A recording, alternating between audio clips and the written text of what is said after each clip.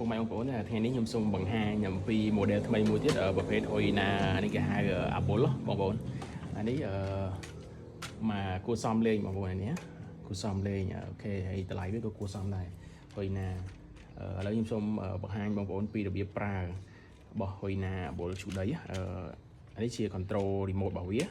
អញ្ចឹងបើយើងចុចទាំងពីរចេះបងប្អូនមកនេះវាទៅមុខ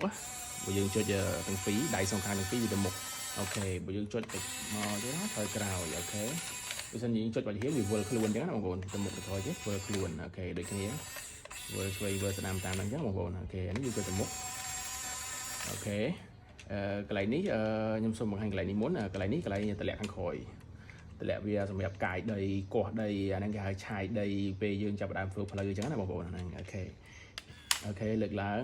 តម្លាក់ចុះលើកឡើងតម្លាក់ចុះលើកឡើងតម្លាក់ចុះអូខេអានេះសំឡេងបងប្អូនសំឡេងអូខេសំឡេងវាអែមអូខេបាត់សំឡេងអានេះមានភ្លើងទៀតអូខេភ្លើងខាងក្នុងអូខេអានេះយើងទៅមុខអូតូអូខេចុចវាកន្លែងនេះដដែលឈប់អូខេអានេះយើងចង់លើកយើងបើកសំឡេងមកអូខេយើងចង់លើកប៉ែលើកអីតម្លាក់ចុះប៉ែអញ្ចឹងណាបងប្អូនអូខេលើកអូខេតម្លាក់វាទៅមុខទៅអូខេ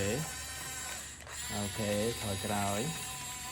អូខេបើសិនជាមានតម្រូវការអាចកន្លងបានបាទអូខេបានមាន stock សូមអរគុណ